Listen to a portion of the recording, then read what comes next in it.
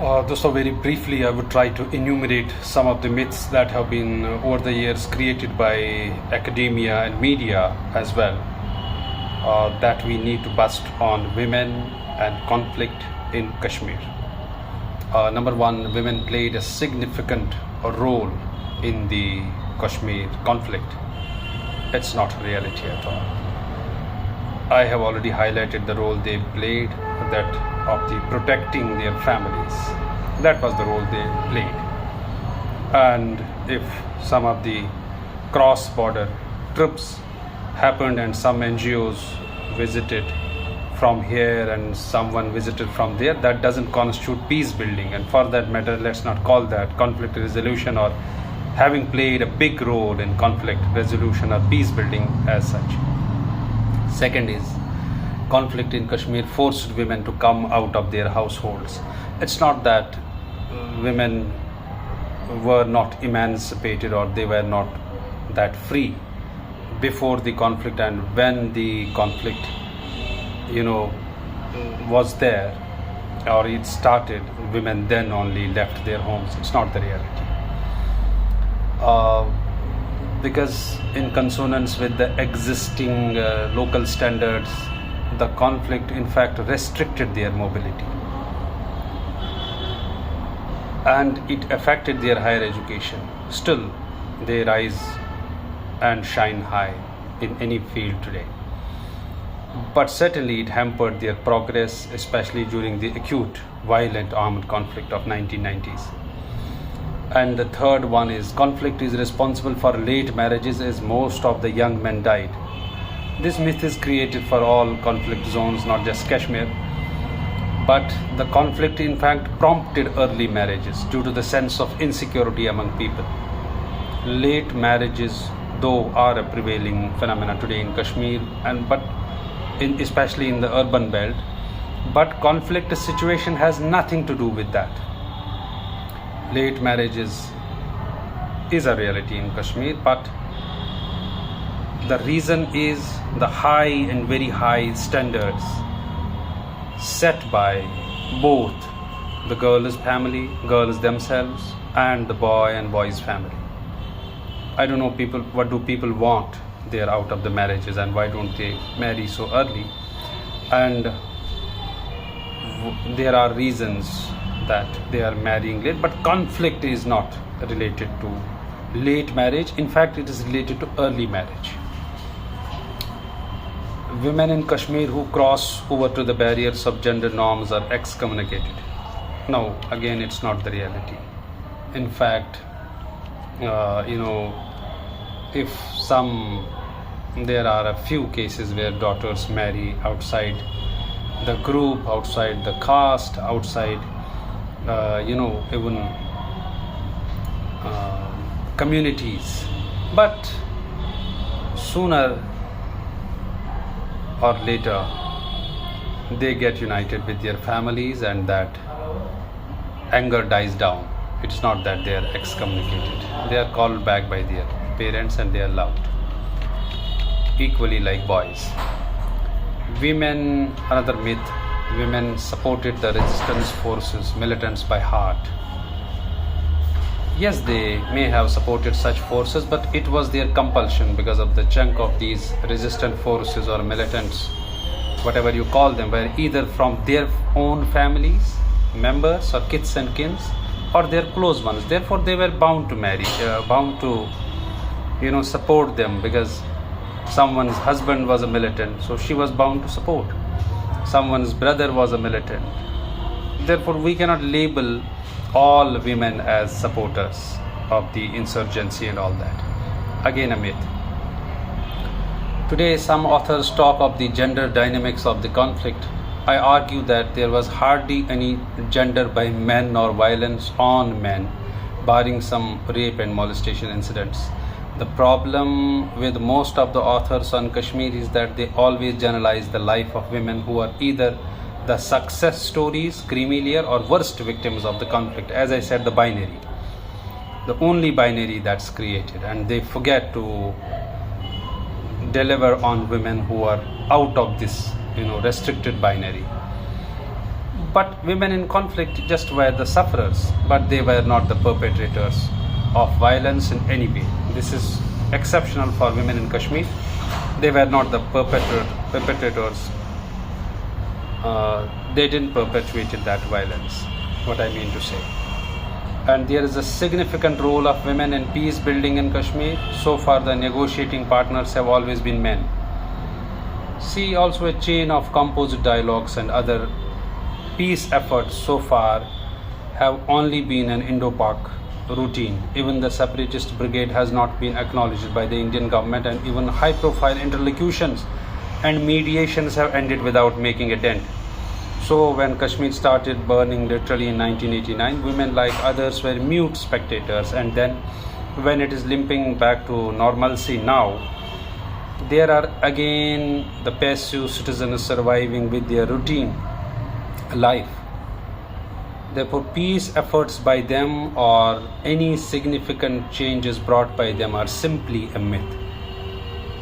They were there to bear the brunt of the conflict, and they protected their families in whatever possible ways that they could do, but they didn't incite violence, and they don't have any significant role in peace building as well. Let's clear these two things here. Maybe a few NGOs claiming themselves or naming themselves as peace building agencies, or had some cross-border visitors to a few Kashmiri women claiming a peace dialogue across the border. That is an exaggerated myth, and such organizations may have went there, may have spoken to a few women across the border, but that doesn't constitute or that doesn't manufacture peace at the end of the day. Another myth: Kashmir's separatist women groups were actively militant in their nature. It is a plain myth, and that too, rather spread by academic circles. There were hardly any women militants or such organizations. Even the Dukhtarani Millat, chief and hardcore secessionist women leader Asiya Andrabi was not an active militant but an activist. The same is the case with MKM, Muslim Khawateen Markaz, leader Zamruda Habib Sahiba, and many other women activists. The fact remains that she has hardly any contribution to the peace in Kashmir. Even the activists don't have any particular or special significant role in Kashmir's peace building. Another myth: patriarchy prevails in Kashmir. See, patriarchy prevails everywhere, and however in Kashmir the patriarchy prevails not of the kind that it prevails elsewhere in our country. Today the family structure in Kashmir is a philocentric, where the lead role is played by children. Therefore, both males and female children are not discriminated by parents, and this is laudable as they are the future of the country and the state. It is also an exaggeration to argue that a large section of women in Kashmir have strong role in decision making at home, because now children mostly decide for families, and where children don't decide, men and women equally decide. There are exceptions, but women do have a say in families. It's not that they don't have a say at all. Women have been at the forefront and worked shoulder to shoulder along men in all these struggles. No, it is a political myth. The fact is, women suffered as men suffered, but never worked shoulder to shoulder with men. There may be some stories, some success stories, some case studies, but this is not the generalization. There is no women's movement in Kashmir, barring a few weak political voices and some NGOs who claim to work for some women, but there is no work and any social change brought about by women and their organizations or NGOs. It's also a big myth that women have historically played a front line role. If they did so, who were those women? Only from the political families. Kashmir issue is a masculinized conflict. It is just a conflict, a brutal uncertainty affecting all, but things have limped back to normalcy, and I call it an uncertain, calm and fragile peace that needs the contribution of all the agencies, state, civil society, common men and women to contribute to the peace and make it stable and make it normal. And we have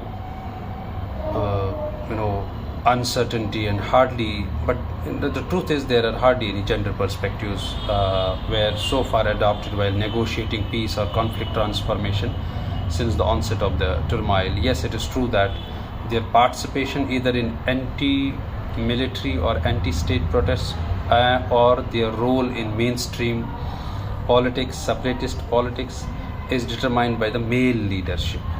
Except a few articulate voices, there are a few voices, I don't want to name them here, but there are not many voices.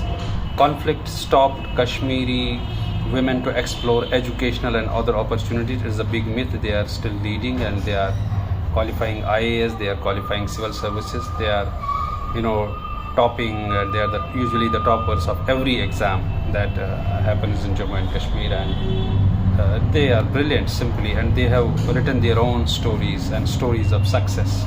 Therefore it will be a big myth if we say that it is the conflict that stopped. Maybe conflict encouraged more, they struggled, but they are shining, and they have carved a niche in every field today. They are everywhere. They are doctors, they are especially brave media, some good journalists who have won international fellowships, prizes, awards. We cannot neglect those sisters. They are ours, and they, keeping their head high, have won laurels for Kashmir and for the country. Kashmiri women, another myth. Kashmiri women were radicalized and forced to observe parda. No, this is a brutal myth. The myth is a creation of a biased media and is factually incorrect. Both radicalization and parda system is not prevailing in Kashmir, not at all. We have a different sense of religiosity over there. And our women are empowered enough to understand these barricades and impediments. In any conflict zone, women are always the worst victims and primary targets for violence. See, in the context of women in Kashmir, women have faced brazen violence undoubtedly. However, men folk are the worst victims so far. But women's suffering gets more highlighted than the men. But actually, men suffered more. Women are socially and economically invisible. No, be it rural or urban context, women have a considerable visibility in the society. They are not only the targets of their own culture, right from panches to sarpanches, nurses to doctors, social workers to civil servants, politicians to activists and entrepreneurs. Women have carved their visible space today in the Kashmiri society. But as I said, there are two kinds of people who write on women in Kashmir today. One completely anti-state and another completely pro-state. That is the problem. The middle path is missing. The true narratives are missing. The reality so far seen by the insiders of the conflict is missing. Therefore, given such clarifications, it must be noted that researchers who work on Kashmir, especially Kashmiri women, in the gender arena, in the gender studies, need to break more myths, as a lot of factually incorrect assumptions prevail on women in Kashmir, especially with regard to the gender assumptions and issues. Therefore, this is the job of the researchers to venture into the field, go to the conflict field, not just Kashmir, but explore Northeast as well, and bring out some fresh narratives, bring out some, misconstrued narratives on conflict zones, because there are only misconceptions and a little reality that we must not forget when it comes to women in Northeast or when it comes to women in Kashmir. There are statist myths and there are anti-state propagandas that researchers need to bust, that researchers need by bringing true perspectives on the ground. Women in Kashmir certainly need a fresh perspective by the objective authors, by the objective researchers who would do their work scientifically, not with the loaded perspectives and their preconceived notions. Rather, that must be the guideline further, and that must be our agenda on working in Kashmir, especially on gender in Kashmir, women in Kashmir, and third gender, that is too neglected, that's an ignored area. Third gender in Kashmir or sexualities, LGBTQIA plus people need to be explored. Thank you.